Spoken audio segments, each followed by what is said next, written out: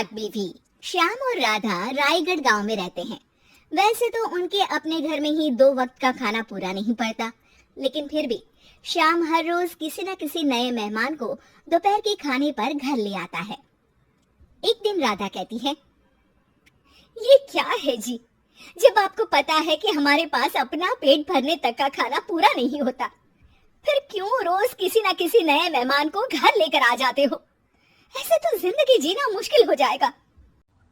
मेहमानों को खिलाना पुण्य का काम होता है, इससे भगवान खुश होते हैं। तुम क्यों उसके बीच में आकर पाप की भागीदारी बन रही हो?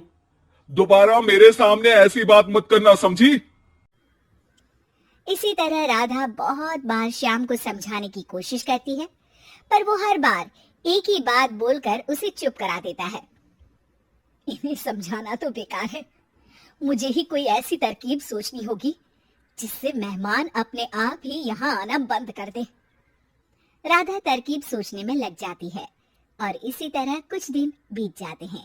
एक सुबह श्याम बिना कुछ बताए जल्दी घर से निकल जाता है और राधा अपने काम में लग जाती है। कुछ घंटों बाद श्याम अपने एक दोस्त के साथ घर वापस आता है। सुनो राधा, आज दोपहर के लिए 3 मेहमानों का खाना बनाकर रखना, और याद रखना उनकी खातिर में कोई कमी ना हो।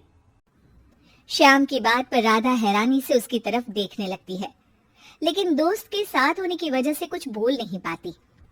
घर में तो ठीक तरह से 2 लोगों के खाने लायक तक दाल चावल नहीं है और इन्हें मेहमान बुलाने हैं। बस अपना अपना बोलते हैं, दूसरे की तो कभी सुननी ही नहीं है। क्या करूं मैं? राधा क्या करूं क्या नहीं की उलझन में फंसी ही होती है कि उसके दिमाग में एक तरकीब आती है, जिस पर वो श्याम और उसके दोस्त के घर से बाहर जाते ही रसोई में से सिलबट्टा निकाल कर लाती है।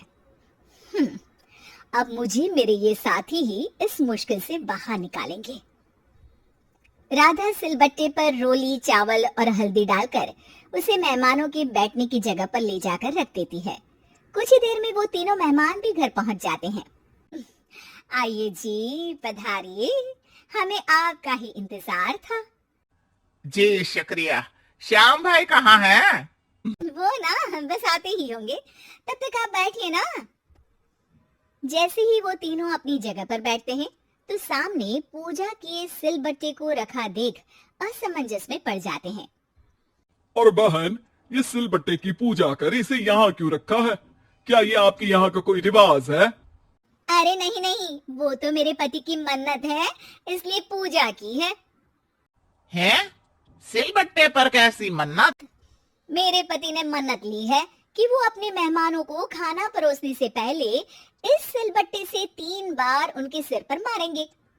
राधा की ये बात सुन तीनों मेहमानों के चेहरों की हवाइयां उड़ जाती है, जिसे देख राधा मन ही मन हंसती हुई उन्हें दिलासा देते हुए कहती है, अरे आप लोग फिक्र मत कीजिए, ज्यादा तेज नहीं मारेंगे, बस 3 बार जरा सी थपकी।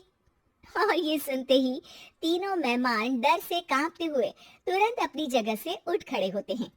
अरे अरे, आप सब उठ क्यों गए? मेरे पति बस आते ही होंगे, फिर सब साथ में खाना खाइएगा। अरे जी नहीं, हमें कुछ नहीं खाना। ये कहकर तीनों मेहमान बिना एक पल की और देरी किए घर से बाहर भाग जाते हैं, जिन्हें जाते हुए घर के अंदर आता श्याम देख लेता है। अरे वाह राधा, उन तीनों मेहमानों ने तो बड़ी जल्दी खाना खा लिया। नहीं ना, बिना खाए ही चले गए। अरे वो क्यों? क्योंकि वो खाने से पहले मुझसे ये सिलबट्टा मांग रहे थे, तो मैंने बोल दिया कि मेरी माँ ने दिया है, मैं नहीं दे सकती। बस फिर वैसे ही चले गए। राधा की बात सुन श्याम गुस्से से लाल होकर उस पर चिल्लाने लगता है। तुम पागल हो क्या? मेहमान को नाराज कर दिया। मेहमान जो मांगे उन्हें वो देना हमारा फर्ज है। इतनी सी बात तुम्हें कब समझ में आएगी? मैं अभी उन्हें ये सिलबट्टा देकर वापस घर में ले आता हूँ, तुम खाना तैयार रखना। अब श्याम सिलबट्टा उठाए घर से बाहर निकल जाता है और मेहमानों को ढूंढना शुरू कर देता है, जो उसे पास में ही एक पेड़ के नीचे बैठे दिखते हैं। श्याम उनके पास पहुंचने ही वाला होता है कि वो उसे सिलबट्टे के साथ आता देख दोबारा भागना शुरू कर देते हैं, जिस पर श्याम भी उनके पीछे भागने लगता है। अरे रुको, मैं आप लोगों को ये देना चाहता हूँ। अरे आप लोग रुको तो सही।